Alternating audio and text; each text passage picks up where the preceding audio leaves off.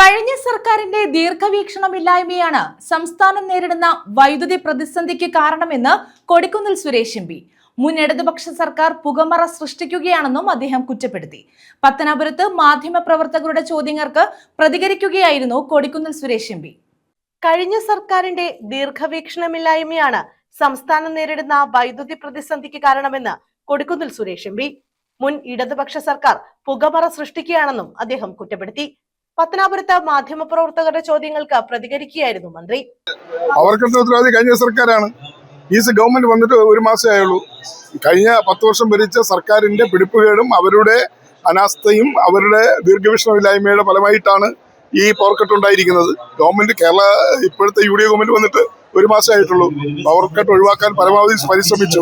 പക്ഷേ കാലാവസ്ഥ നമുക്ക് എല്ലാവർക്കും അറിയാം. നമുക്ക് സാധാരണ മെയ് ജൂൺ ജൂലൈ മാസത്തിൽ കിട്ടുന്ന മഴ ഇതുവരെയും കിട്ടിയിട്ടില്ല. അത് മുൻകൂട്ടി കണ്ടുകൊണ്ട് കാലാവസ്ഥാ വ്യതിയാനം നിലനിൽക്കുന്ന ഒരു കാലഘട്ടത്തിൽ അത് മുൻകൂട്ടി കണ്ടുകൊണ്ട് ആവശ്യമായ പവർ പർച്ചേസ് ചെയ്ത് സ്റ്റോർ ചെയ്യേണ്ട കഴിഞ്ഞ ഗവൺമെന്റ് അത് ചെയ്തില്ല.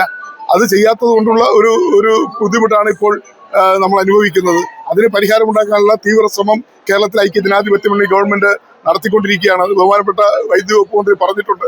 ഇതിന് ഉത്തരവാദി ഇപ്പോഴത്തെ പവർ കട്ടിന് ഉത്തരവാദി കഴിഞ്ഞ ഇടതുപക്ഷ സർക്കാരാണ്.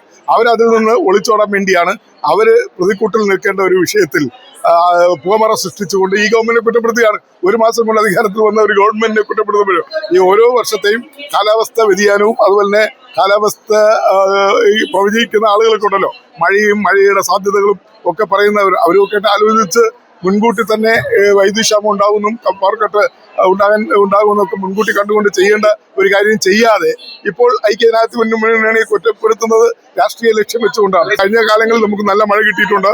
നമ്മുടെ റിസർവോയറുകളെല്ലാം നിറഞ്ഞു കവിഞ്ഞിരുന്നു. പലപ്പോഴും റിസർവോയറുകൾ അധിക മഴ കിട്ടിയതിന്റെ അടിസ്ഥാനത്തിൽ റിസർവോയറുകളിലെ വെള്ളം നമ്മൾ തുറന്നു വിടുകയാണ് ചെയ്തിട്ടുള്ളത്.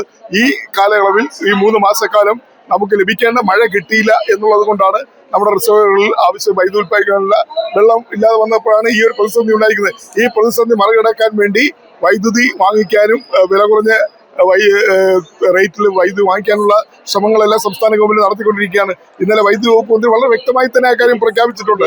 KSU മുഖ്യമന്ത്രി പ്രശ്നം മാധ്യമ സൃഷ്ടിയാണെന്നും തങ്ങൾ ഒറ്റക്കെട്ടാണെന്നും അദ്ദേഹം പറഞ്ഞു. KPCC പ്രസിഡന്റ് ആകുമോ എന്ന ചോദ്യത്തിന് ഒന്നും അറിയില്ല എന്ന് പറഞ്ഞ് ഒഴിഞ്ഞു മാറുകയായിരുന്നു. News bureau, Pathanapuram.